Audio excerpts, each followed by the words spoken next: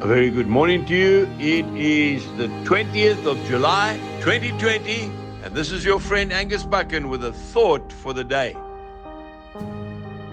If we go to Hebrews chapter 7 and verse 25, this is what the word says. Therefore, he is also able to save to the uttermost those who come to God through him, since he always lives to make intercession for them. Jesus is in heaven right now interceding on our behalf. In my opinion, the intercessor is the greatest ministry of all. An intercessor is a person who stands in the gap for people. We are all called to pray. I myself am a prayer warrior, but I am not called to be an intercessor. And today I really want to pay homage to intercessors throughout the world. James chapter 5 verse 16 says, the effective fervent prayer of a righteous man or woman avails much. They asked the great evangelist Billy Graham what was the secret of his ministry. He said, prayer, prayer, and more prayer. I will go so far as to say I will never accept a preaching appointment if there has been no intercessory prayer before the event. It's the first thing I ask the organizers.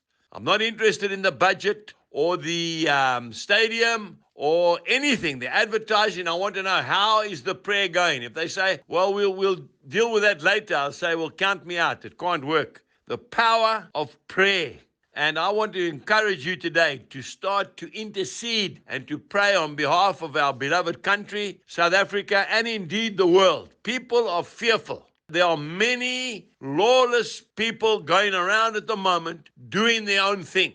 An eye for an eye and a tooth for a tooth never works. If we put that into position, then there'll be no people that can see in this world, and there'll be toothless people everywhere. We need to intercede. We need to pray, and then God will move on our behalf. One of the greatest evangelists, revivalists actually of all time, was Charles Finney. But they never ever spoke about a man called Father Nash. He used to arrive in a town 3 weeks before Charles Finney came, check into a little hotel room and start to intercede for the town and the people. Then the evangelist would come to town and Father Nash would check out quietly and go to the next town while Charles Finney brought the word.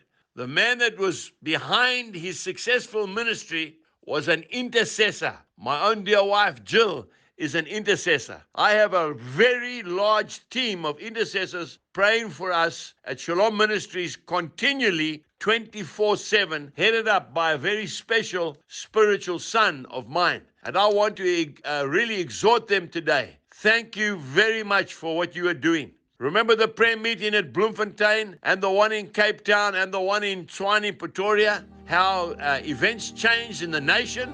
Right from government, right the way down to the monetary system, to singing hymns and praying in parliament. We need to keep on interceding in Jesus' name. Have a wonderful day and God bless you.